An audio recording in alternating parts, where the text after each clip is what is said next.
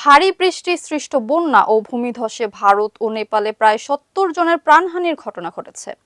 তাদের মধ্যে ভারতের পশ্চিমবঙ্গের দার্জিলিংয়ে ভূমিধসে ১৭ জনের মৃত্যু হয়েছে।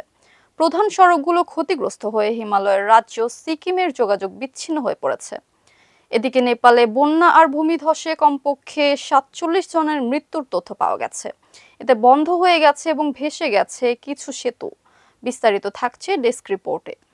ভারী বৃষ্টি সৃষ্ট বন্যা ও ভূমিধসে ভারত ও নেপালে প্রায় ৭০ জনের প্রাণহানি ঘটনা ঘটেছে। তাদের মধ্যে ভারতের পশ্চিমবঙ্গের দার্জিলিংয়ে ভূমিধসে ১৭ জনের মৃত্যু হয়েছে। প্রধান সড়কগুলো ক্ষতিগ্রস্ত হয়ে হিমালয়ের রাজ্য সিকিমের যোগাযোগ বিচ্ছিন্ন হয়ে পড়েছে। এ অবস্থায় দার্জিলিংয়ের Gorkhaland Territorial Administration, Tiger Hill, Rock Garden সহ সব পর্যটক কেন্দ্র বন্ধ রাখার সিদ্ধান্ত নেওয়া হয়েছে। এদিকে নেপালের বন্যা আর ভূমিধসে কমপক্ষে ৪৭ জনের মৃত্যুর তথ্য পাওয়া গেছে। এতে বন্ধ হয়ে গেছে এবং ভেসে গেছে কিছু সেতু। ভারী বৃষ্টিতে মিরিক ও দুধিয়ায় লোহার সেতু ভেঙে শিলিগুড়ি থেকে মিরিকের সড়ক যোগাযোগ সম্পূর্ণ বিচ্ছিন্ন হয়ে পড়ে। এদিকে তিস্তা নদীর পানি বেড়ে তিস্তা বাজারে সড়ক তলিয়ে যায়। এছাড়া রোহিণী রোডের একাংশ ধসে নদীতে পড়ে যাওয়ায় দুর্গাপূজার ছুটিতে ওই এলাকায় ভ্রমণরত পর্যটকরা আটকা পড়েছেন। এলাকাগুলোতে পুলিশ ও প্রশাসন এবং উদ্ধারকারী দল উদ্ধার কাজ শুরু করেছে। এদিকে নেপালে গত ৩৬ ঘন্টার ভারী বৃষ্টিতে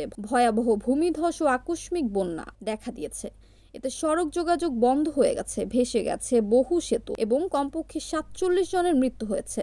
কর্মকর্তারা রোববার এ তথ্য জানিয়েছেন।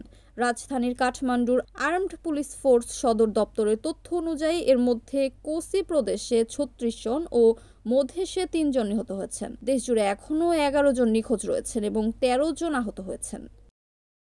NTV news desk.